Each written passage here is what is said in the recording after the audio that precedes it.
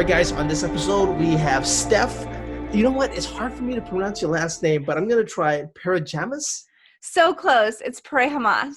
Parejamaas. It's not close. That's far away. I feel like it's close though because everyone thinks it's like pair of jammas, Yeah. which would be really fun. And we were like, should we just change our name to pajamas or something like that? Because it would be kind of funny, but it's Parejamaas. Parejamaas. All right. So you're a therapist, right? In the relationship side?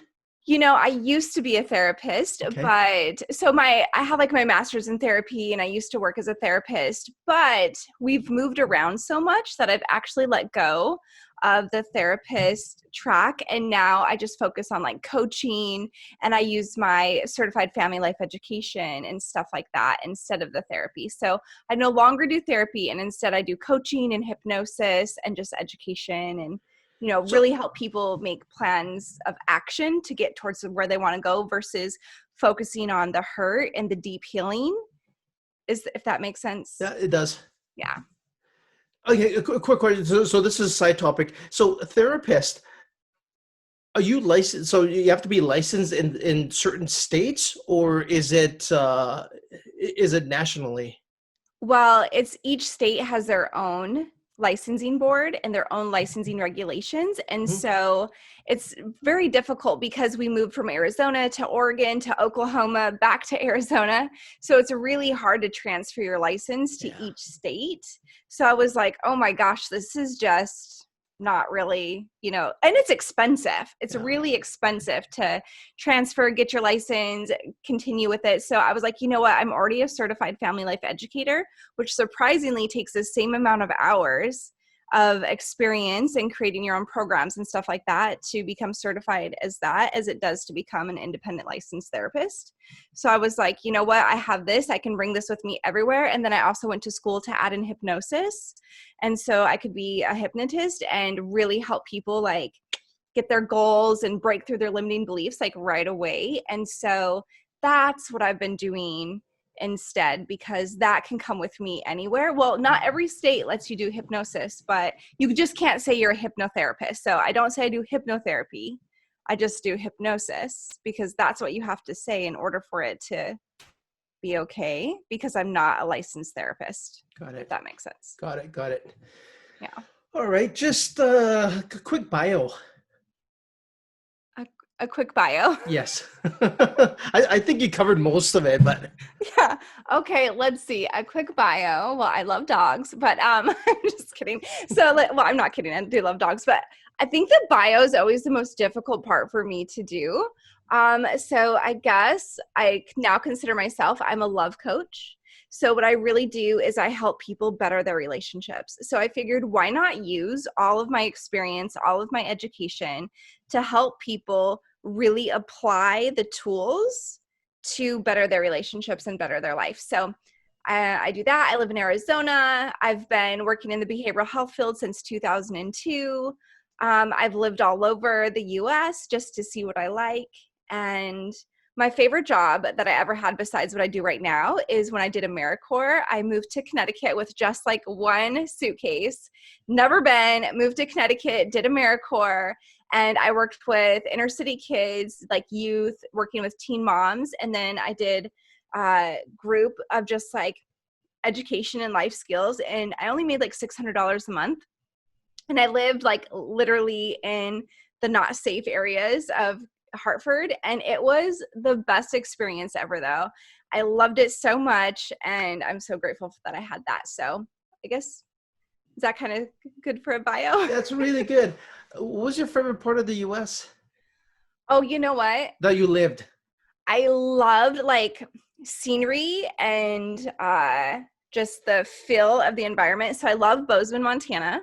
And I also love Portland, Oregon. But Portland, Oregon is way too expensive.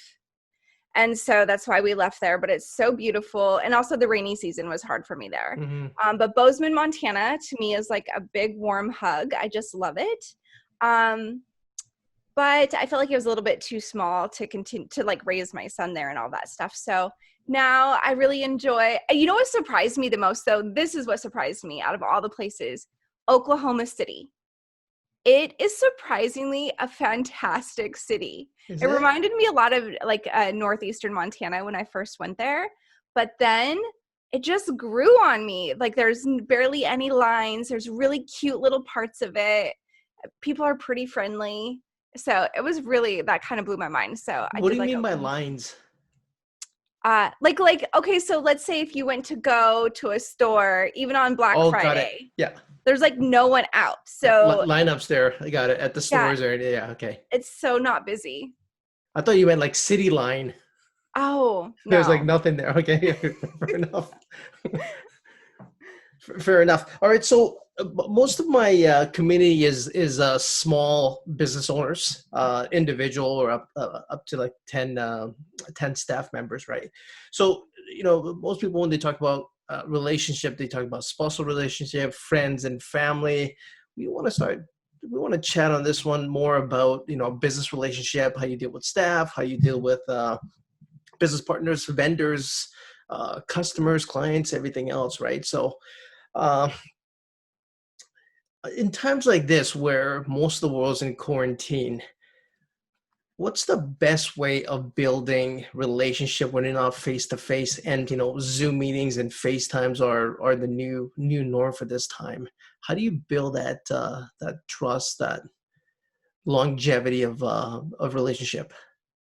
Well, I think that's a great question. And first, I love that you are considering relationships of like the workforce, the employees, with your coworkers, with people that you're going to be working with, doing business with.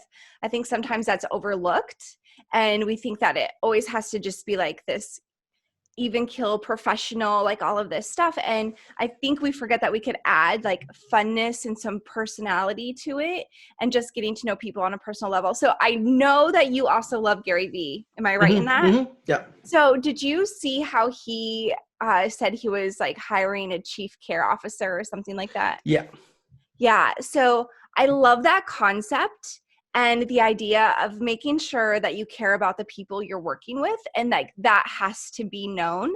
So I think when you're building a relationship with someone, if the other person feels like this is just, a means to an end, like if they're feeling kind of used, I guess, if you just want to be blunt, right? If you're only approaching them because you're hoping to get something from it, then your relationship's not going to be as solid as it could be. So coming across as if you care about that person and you're interested in getting to know who they are and why they're doing the business they do. So if you're collaborating with somebody, what is it like? Why are they doing this? Where does their passion come from?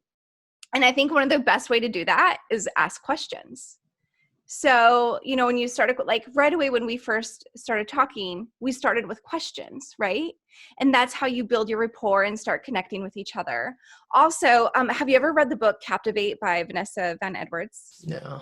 Oh my gosh. Just like Gary, I'm not a big reader. Okay. Well, this one though is one that would be really beneficial if anybody did want to figure out how to build stronger relationships with people. What's it called once again? It's called Captivate.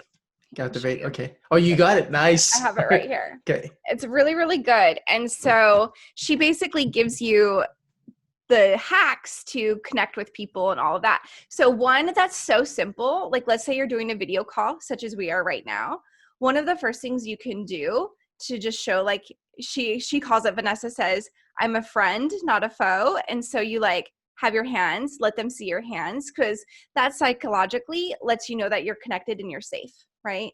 You're not hiding anything behind your back. They can see that you're safe. And so mentally you're like, oh, this is a safe person. I can trust them.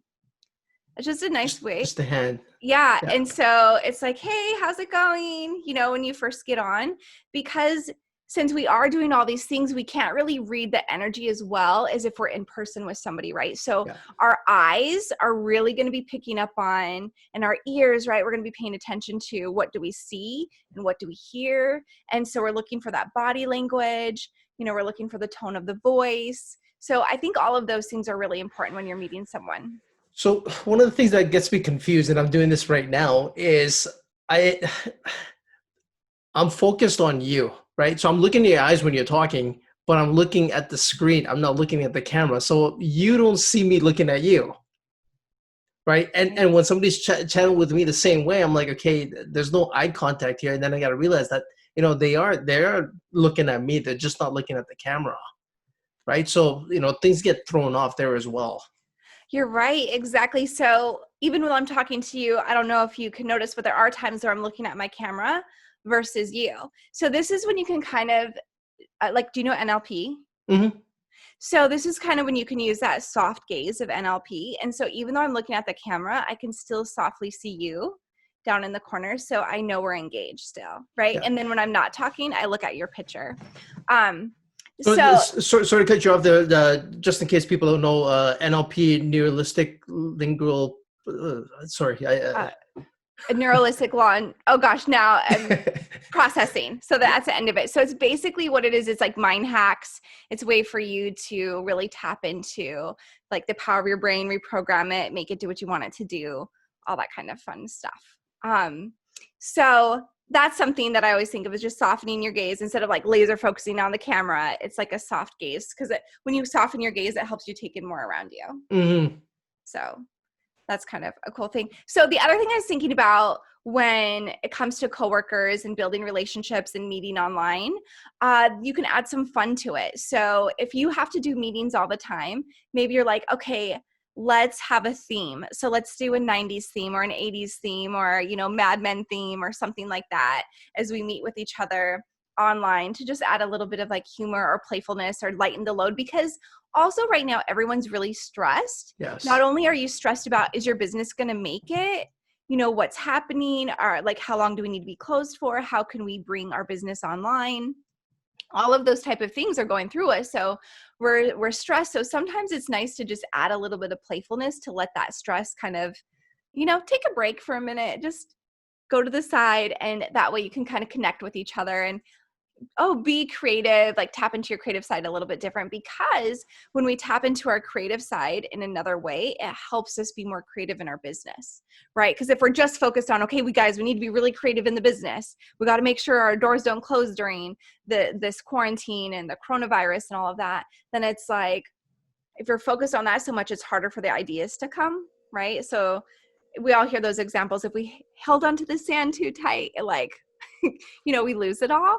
So if we're creative with the other ways that we can be doing our meetings and asking each other questions, a fun question could even be, if you were the CEO, what would you do for a day? What would you implement? If you could be CEO for a day, how would you implement something and what would it be that you implemented?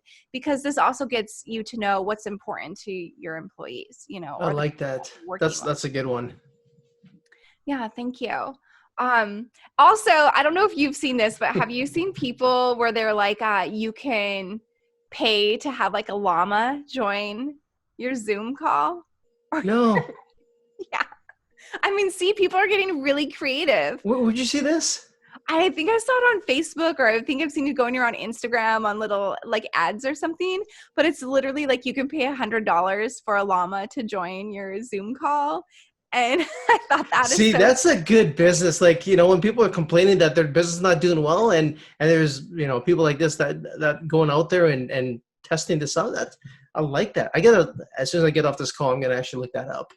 Yeah. And it's funny, right? Like, would you expect that? Also, if you just kept it a secret and you weren't telling anybody that you were doing it and they just like pop up. Well, that's the way it's going to work, right? Just nobody knowing, some llama or like a dog pops up or whatever. Yes. Right? So I think there is this opportunity to also be really creative, get to know each other more. I think another thing that if you really want to get into it, the Captivate book I was telling you about, so Vanessa has you create like a matrix, and she does this for everyone in her life, and she owns a small business, and so she does this for every single employee or coworker that she has. And what it does is it helps you understand like what they value, what they like, their appreciation language. So you've heard of love languages, right? Mm-hmm. So it's kind of the same thing. You want to know your coworkers' appreciation language, especially during, anytime it's really important. But when you're under a lot of stress, it's good to know, like, how do they feel appreciated so that you can make sure you're expressing that in their language so that they're feeling appreciated. Because sometimes we think the only way to appreciate somebody is through money. Yeah. When it can really be about, some people really want that acknowledgement, right? So back when I used to work at a treatment center, every single night before I went home, like it was so important for me to go and thank the CAs. So they're the clinician aides. They're the ones who, help do all the other things so that the program can run smoothly and so that the counselors can work with the clients and all of that, and I made sure to go in every single night and just thank them for their help. And if a situation happened where we had to call the police or anything like that, I knew we were going to come together as a team, because it wasn't just like, hey, thanks guys. It was like, hey, you know what? The way you showed up when we had to call the police and a fight broke out, how you separated the clients, like that made all the difference. We need to always be doing that. So thank you.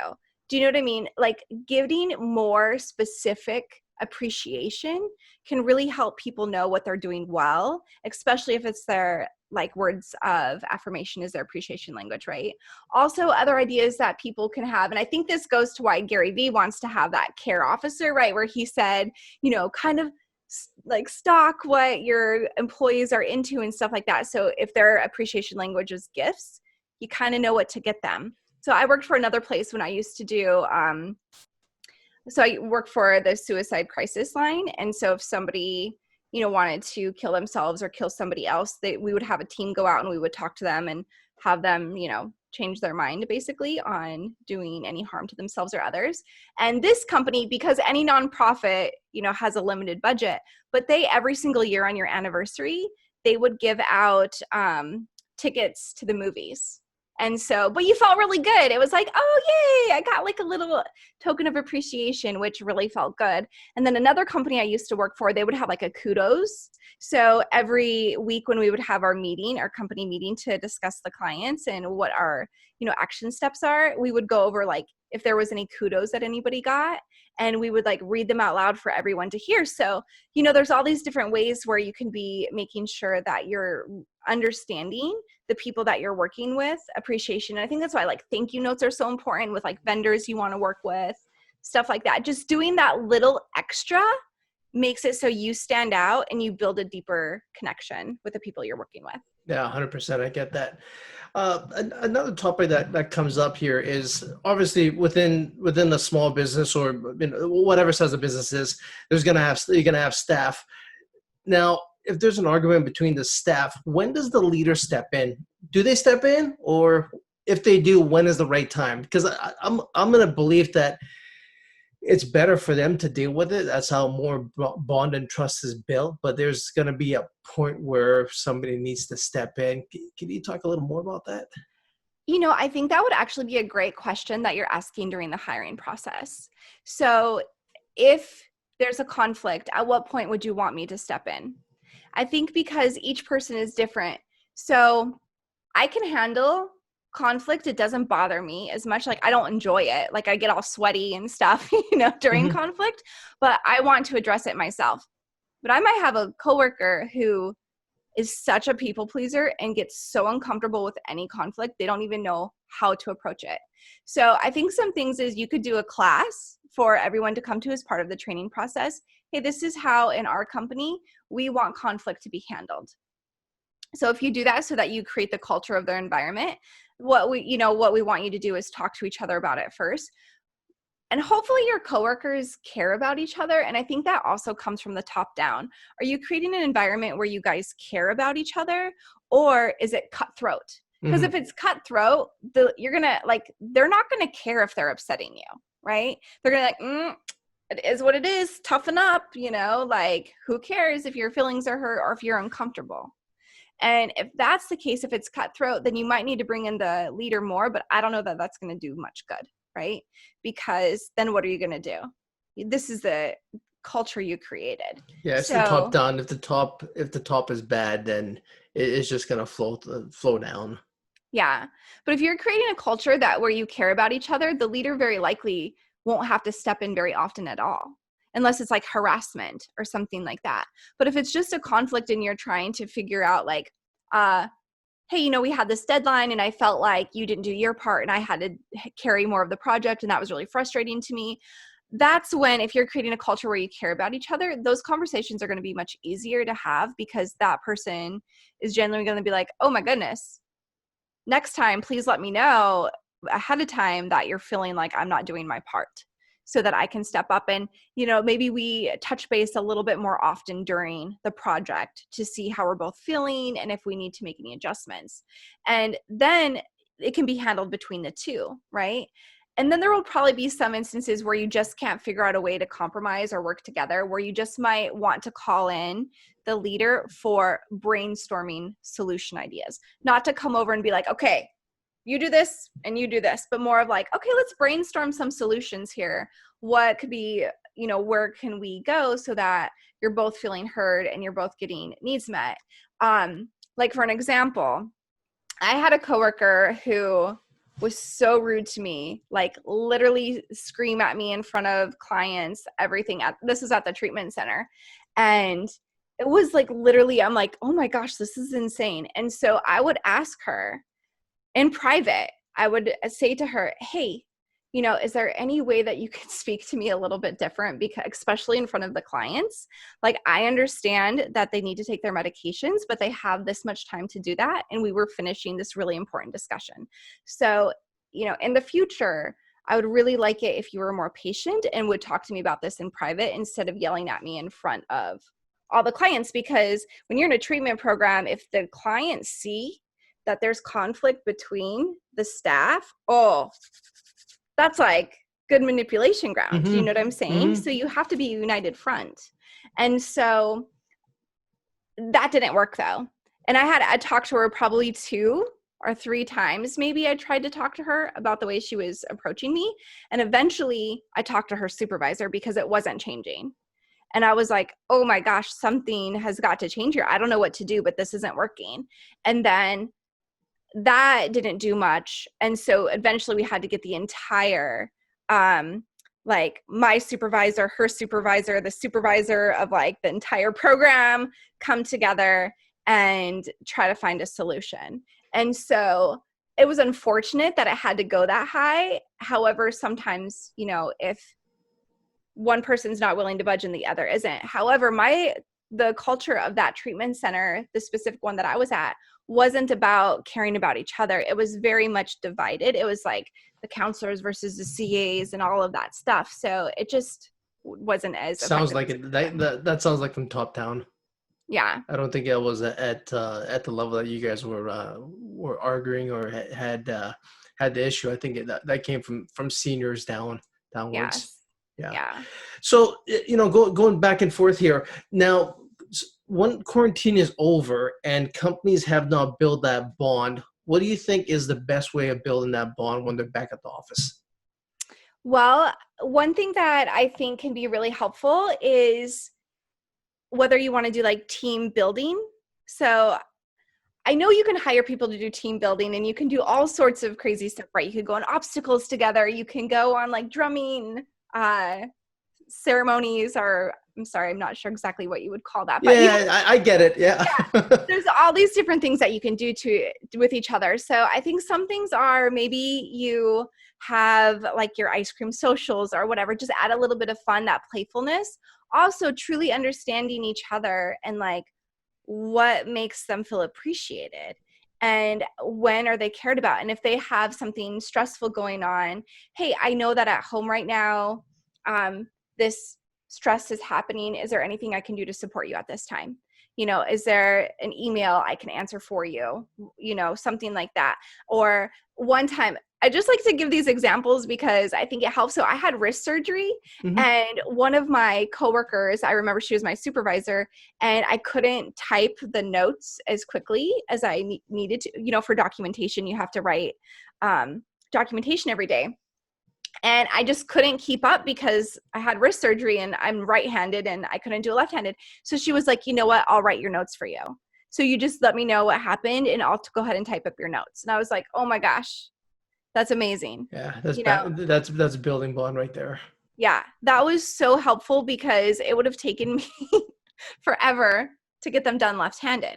So I think there's these little things where we can just be kind to each other. Also, I know this is like we learned this in elementary school, but it's like if you're going to invite some of the coworkers to something, invite them all. You know, like if you're going to have happy hour, just make it an open invitation for everyone. Oops, sorry, I hit my microphone, for everyone to come to happy hour, especially if you're in a small company. Like if you're in Yes. a huge company, it doesn't matter, right? As much, but if you're in Bring a, the department then, right? If it's a big company, bring the yeah, department. Yeah. yeah, exactly. But if you're in a small company, if one person is feeling excluded or two people feel excluded, that affects everything. You know, that's Good going to affect, point. Very yeah. good point. And they're not going to want to like promote your business if they're feeling excluded. They're not going to want to show up as their best when they're trying to make connections with Yeah. They feel like vendors. abandoned, right? They're ready to go somewhere else. That's it. Yeah. Yeah. Very good point. Because I see that like a lot of the businesses that I've dealt with over the past 15, 20 years is trades, blue collar workers. It happens there all the time, right? Where just these guys here, we don't care about that person there and leave it alone. But that's when that other person just ends up leaving and becomes a competitor. Yeah. Yeah. And sometimes when we do that, we lose our highest potential worker. Does that make Mm-hmm. sense? Mm-hmm. Like they have so much skill and so much heart, and all they need to do is feel a little bit of appreciation and feel included. And that's why the culture of the company is so important, especially when you're starting with a small company, because that's when you really get to get in all that goodness. And like, have you read Phil Knight's book, Shoe Dog? Oh, because you're not a big reader. No, not a big reader, but Phil Knight, I'm a big fan. Okay, so he talks about his culture, how it started, and what is so incredible is that even though he was the one who like started the shoes and all of this stuff, the people who first came to work with him, I mean, they were working just as hard for that company and they were cared just as much, even though it wasn't their company. Do you know what I mean? But it felt like it was their company. Mm-hmm. So, and that all started from the culture, and they would have like these like team building meetings, right? But it was basically, I call it team building, but they would take like a weekend where they would just go and think. And I think like not Steve Jobs, but Bill Gates even has like think weeks, right? And so it's like when you do it together as a team and you let everyone share their ideas. See, this is the thing. Somewhere along the line, I think a lot of us forget what brainstorming is. Yes. Brainstorming is literally just throwing ideas out there and you're not critiquing them. You're just receiving them. And so if you have your team come together and like you all get to brainstorm ideas, that feels really validating. That feels like you're contributing to a company. And the more you feel like you're contributing to something, the more passionate, the more harder you're going to work for it.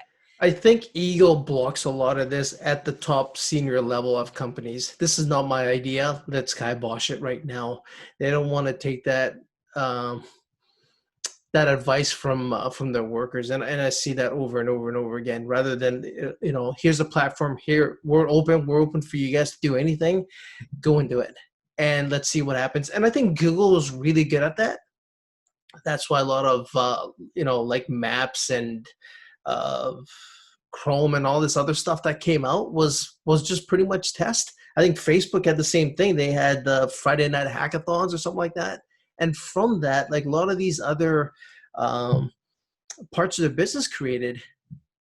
Yeah, I think you're right. Isn't it Google that has that whole program that's literally about just coming up with the wildest idea and seeing if you could make it happen? And they don't even care if money gets like nothing comes Well, from they it. care now, right? That's why they had to Yeah. split up the company into Alphabet, and then from that you had Google, and you had like Google Adventures and something like that. I forget Okay. the actual names of it. So um yeah, like glasses and all this other stuff went to a different company. But yeah, you're right. That's how people learn, is by testing and trying new things. And if it works and we can take this to mass market, let's do it. I think Tesla's another one. Elon Mm. Musk, right? He's going crazy, once in a while here or there. But same thing with him. Designing a vehicle that has next to nothing in it, with no fuel and just cutting edge technology. It's great. And Yeah. it's not him that's doing all of it. It's just his team that's open to do it. Well, let me ask you, I'm curious, from like a guy's perspective, when you've worked for a smaller company or even a bigger company, when have you felt the best showing up for work? Like, what was it about that environment, your coworkers, that made it so you were like, yes, I love this job? I haven't worked for somebody in like the last 18 years. Okay. So, well, yeah, close to 18 now, 17, 18 years. Um, Well, then in your own businesses, y- do you have coworkers or yeah, I employees? do. Okay. So what do you think it is about your company that the employees like working for you? Open. Tell me We're more. quite open, and we give them opportunity to test and do stuff. And they're more than open to it. And here's another thing: if somebody does not like doing something, we don't ask them to do it. Right? Like, what do you like doing? You like developing. Okay, well, you're not doing graphics then. We're not going to give you the stuff you don't want. What's the point? Yeah. Right? If somebody, like, for me, I absolutely hate writing. It just doesn't do anything for me, and hence I don't do it. I'm in the mortgage business. I hate doing residential loans. Mm. That can get qualified at a bank. I just, it bores the hell out of me. I think it's the most boringest thing in the world. I don't like it, so I don't do it. Yeah. So then you're really letting people have their strengths and bring their strengths to the table, and that's got to do so much for the environment because they're just feeling pumped every day and It feeling comes like, That's when it comes down to hiring, right? What do we need? We need this. Okay, good. Let's go find that person. And if that person likes doing it, and that's their purpose to do it, and they love it, we know they're gonna grow out of it. They're not gonna like it later on, or they might like even more. We know things are gonna change, but we allow them to test different things out and see where they fit even better. yeah, that's really cool. You know what's so interesting? So as I'm hearing you say that, this reminds me of in high school, I worked for a fast food company and I did the drive-through. Now, I loved the drive-through. It was super fun for me. And I was also like super duper cheerful, so I really enjoyed it. And the thing is though, the only way you could get a raise was if you learned how to cook. However, they would never take me off drive-through. Like I didn't get to do any other position besides drive-through because that's where I flourished, right? So I remember the owner one day said to me, "You know what, Steph, don't tell anyone else that I'm doing this, but I want you to stay in drive-through, and that's not fair to you to not be able to, learn the other skills and to get the raise that comes with it. So I'm going to give you the raise because I want you to stay in drive-through because you're so phenomenal at it. Like I get calls about how much people loved their experience of coming to get food today because of how nice you were. So I'm going to just give you the raise and keep you in drive-through." And I was like, oh my gosh, like that to me, I mean, that was how many years ago? Like 20 some years ago. And I still remember that. And I can still feel like how, like, I didn't even know that. I didn't expect it. I didn't even think that was a possibility. But how you're saying, like, I wasn't punished because, or I wasn't like, oh, let's put you on a cook. The company wanted me to stay in this position. I love the position and they rewarded me for it.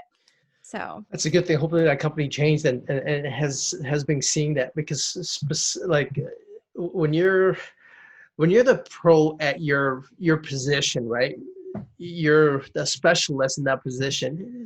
It's like a doctor, the heart surgeon, and whatever you're specializing in is always going to be paid more because you specialize in that one thing versus a general doctor, general practitioner, or whatever they call them. Yeah, general doctor, I yeah. guess. No, that's a really good point. I didn't even think that they should probably change their policies, but that makes so much sense. Like they should just see where they are and where their strengths Look, are. a cook's a cook. They're creative, Yeah. right? I'm not creative at all. Don't put me there. I'm Yeah, I good was with just going to people. exactly. I was going to say maybe not everyone should be a cook. Yeah, I have no passion doing that. Like I enjoy it on the weekends, right? I just like how it turns out. Like, okay, and I'm testing stuff, but if you give me a position there, I would pick customer service and talking to the clients. Rude or happy doesn't matter to me. I just enjoy talking to people. Yeah. It's where I fit. Here's another one. This is just something that I've been kind of on Zoom calls with other people and chatting with other people. Now, spouses, right? Mm. Married couples, right? now with quarantine, a lot of them are working from home. Yeah. When they're working at their work, they always had time apart. Then they come home. Now they wake up together. They're working pretty much side by side. One might be on a different floor, but with Vancouver and the housing price is so high. These guys are living in a condo, 1 bedroom, and it's they're seeing themselves. They're seeing each other all day long. How does one handle that? Well, I think that is a really, really good point, is that there's so many different statistics out there, but basically people are spending, like you said, way, way, way more time together. Like it's, for some it's doubled, it's quadrupled, right? Yeah, So, some of them, like 3, 4 kids they have to, teach as well. right, because everyone's home. So not only do they have to work from home, like both of them have to work from home, they have their kids that are also supposed to be doing school and all of this stuff. So it's very stressful for people. So I think one of the first things to do is to figure out, sit down together as a couple or as a family, and what is your goal during this time? So what do you want your family to look like? What is the goal? So just like with anything, if we have a goal, it gives us an idea of what we're moving towards, and it helps us kind of self-correct our behavior and our expectations and how we're showing up, basically, right? And what we're expecting from everyone else. So also take off some of the pressure, right? This is a unique situation. It's not one that any of us have experienced before, really. I mean, around Yeah, our you're age right. group, Yeah. so it's definitely something where you have to take the pressure off, and instead of expecting it to be perfect, instead of expecting your kids to like be pumped about doing school at home and all of this stuff, right? It's, how do you guys connect? So how are you going to start your day, and how are you going to end your day, and what's like a good thing you can do in the middle? And so maybe your kids, get creative with the way they're learning as well. Instead of having it be so structured, like right now, my kiddo, he's 7, and he likes watching Dream Island on YouTube, which don't judge me on that. I don't even know what Anyway, it is, but I'm gonna look it up. he really wants to learn how to do his own videos, like make his own Dream Island videos. And so even this morning before we got on this call, we were looking up this animation software. And I'm like, that's learning. That's what he's into. Let's take the stress out of it and let him kind of pick some of the things he wants to put his attention into. Also, we've been doing like family stuff to release our energy, de-stress a little bit. So first of all, start with your goal. What do you want your family to look like? What's your goal of your family? Is it to be closer? Is it to feel like you guys support each other? Or is it to grow apart? Most people are going to want to grow together, right? Hmm. They're not going to want to destroy their relationship or their family or feel hurt and frustrated all the time. So then the second is de-stress, which includes taking off the pressure.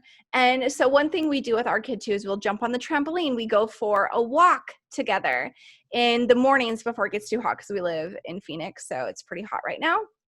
So we go for a walk in the morning. And this, now I would say go out whatever you're comfortable with. If you're not comfortable going outside, going for a walk, don't do that. Hmm. But maybe you could go in your backyard. Maybe if you live in a small condo or a small apartment, maybe you have a patio. You could go on and like wear your mask if you need to. Do you know what I mean? Do what Hmm. will help you feel comfortable, but get outside in a way that feels like you have a little bit more space and you can release some of that energy. Like maybe do like some exercise together, whatever that looks like for you. Just move your bodies. So we did a water fight yesterday, and we asked our neighbors if they wanted to join us. And basically what we did was we threw water balloons over the fence. Oh, We have like a brick fun. fence. Yeah. So we couldn't even see where each other were at, but we're just like throwing water balloons, and then they have a trampoline and we have a trampoline. So the kids were on the trampolines throwing water balloons, and then they got the hose and they're spraying each other. But that was really fun. And it was Hmm. just a way to completely de-stress. And I think also stay, like informed, but don't spend your entire time watching the news or I saw someone have an alert on their phone that like alerted them like how many cases and how many people died. And I was like, oh, and their kids were right there when they had said the alert. And you could just see the panic on the teenager's face, like, what? So I think that just causes more stress. So if you want to know it, keep it informed, but you don't have to share it with everyone else around you, especially your kids, right? Like part of our job is to, protect them from more stress, and we can be real with them and we can let them know a little bit of what's going on, but we also don't have to put it on them, if that That's the makes sense. biggest part of a parent's job. Make Yeah. sure they're loved and safe. That's pretty much the only two things. Yeah. So it's definitely one of those things where I think, this is also a great opportunity to teach your kids and yourself and your spouse what to do during difficult times. Right? Because this isn't the only difficult time we're ever going to experience in our lives. They're Hmm. going to continue to happen. And how great would it be if we took this as an opportunity to grow ourselves, to grow our relationship, and grow our family's ability to handle difficult times? Because this is one of those perfect opportunities to do that. And how do you Hmm. also handle stress? And how do you handle your frustrations and your anger and when you feel irritated and when you feel you need more? So this is something else that I've been talking about that I haven't heard somebody else mention. So I think it's important is if you're with an extroverted person and an introverted person in a relationship, this happens a lot. What happens is that introverted person needs some me time, right? They need to have downtime to recharge and de-stress. It's literally, do you know anybody who's introverted? Hmm. Lots. Okay.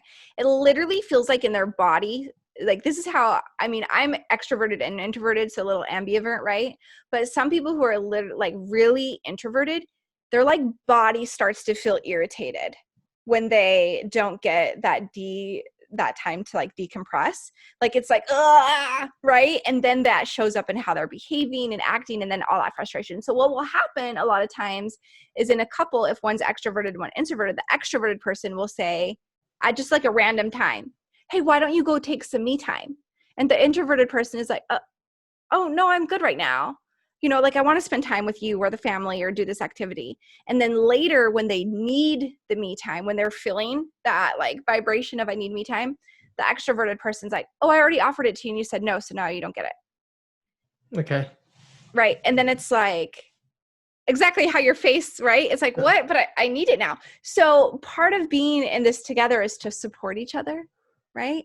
And so because think about if you're an extroverted person and you're with an introverted person, how many times has that introverted person shown up to you for an event, a party, a get together, an outing that they would have been perfectly fine to never have gone to, but they went because they wanted to support you, right? And be there for you and have you enjoy it. So this is your way of supporting them. Support doesn't always have to look the same to be effective. So to support them, it's like, okay, so they're saying, I need some me time, help them figure out how to get that. So if you're in a 1-bedroom condo, that might be pretty hard with a family, right? To be like, okay, go for a walk or go sit in the closet, do something.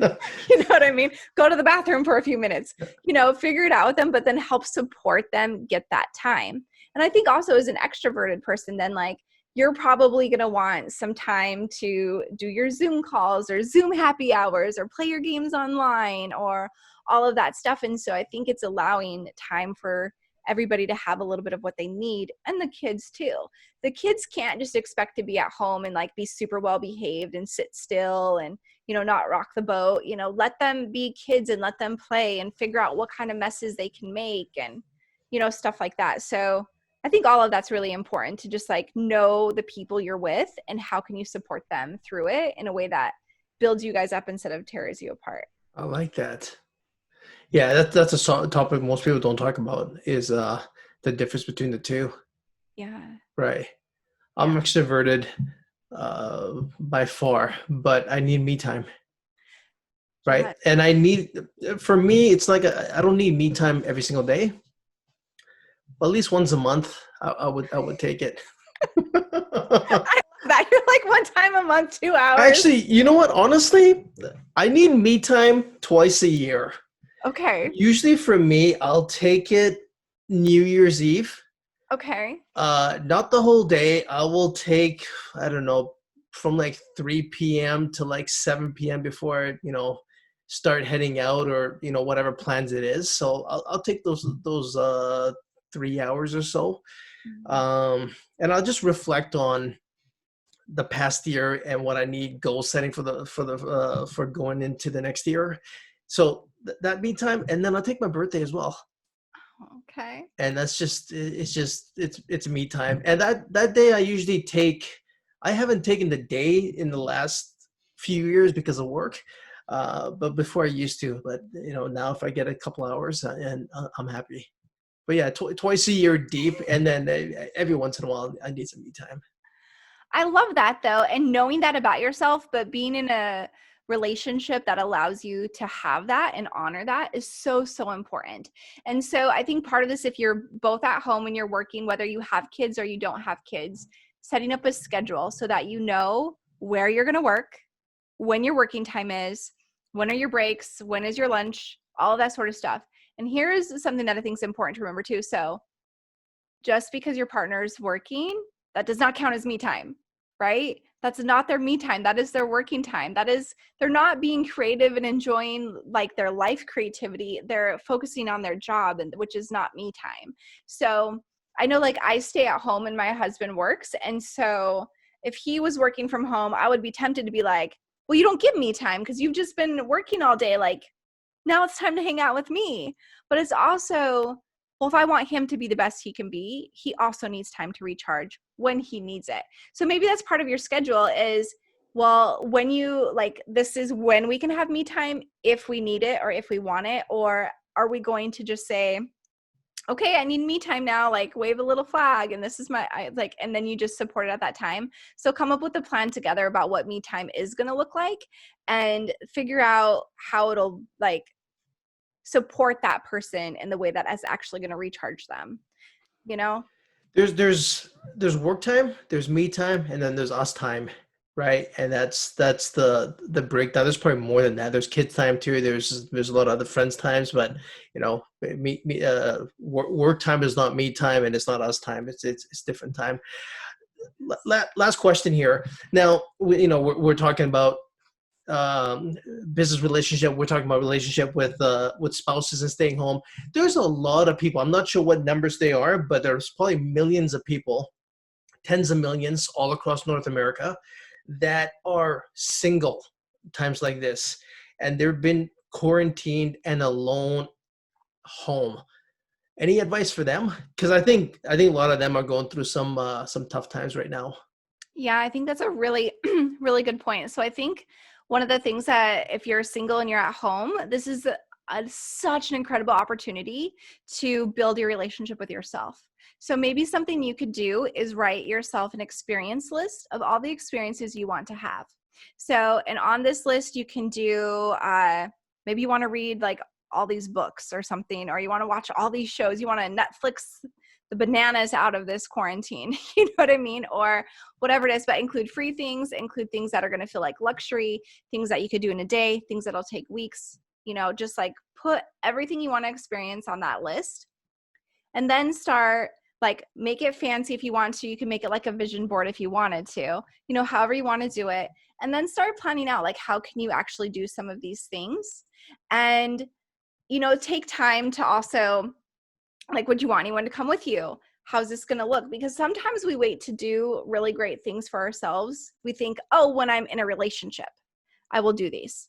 No. You have a relationship with you, my friend. So start doing these things now. Also, let yourself just do like, so one thing I like to ask myself, and I think if you're single, you can do this. What would feel good for me today? So if today feels like, because a lot of people also have been stressing out about like gaining weight or not doing anything amazing during this time. So I think it's like, what feels good for me today? Would it feel good to just sit and like Netflix and binge after I did my work today? Or would it feel better to stretch or go for a walk or get on a Zoom happy hour? I think connecting with people, maybe you learn something new during this time, and maybe you have like meals over Zoom with people, you play games online with people. You could buy a game for yourself and then send the same game to a family member and play together online, like play Battleship or something, play some of those sort of games that will help you feel like you're still connected. And just know that this is another opportunity for you to really work on the stuff that you've been waiting to work on. Yes. And now it's here for you. So don't think that you have to come out, like you have to like change everything over. But if you just take one step forward in the direction you want to do, if you just do one thing for yourself that you've been waiting to do, then that is just helping you grow and building your relationship with yourself. And I think that's really important to take this time to just dive into you. Steph, amazing call. Thank you. Appreciate it. So much value here. How do people get a hold of you? Oh, thank you. Well, thank you for what you said. You can get a hold of me. Well, my website is beautifullychanged.com, and I'm on Instagram a lot, so at beautifullychanged on there. Otherwise, my website is a great place to get And to let find us me. know about your podcast. Oh, my podcast. So I have Yes. the Beautifully Changed podcast, where basically it's just a bunch of tips on how to better your relationships. I also have people come on.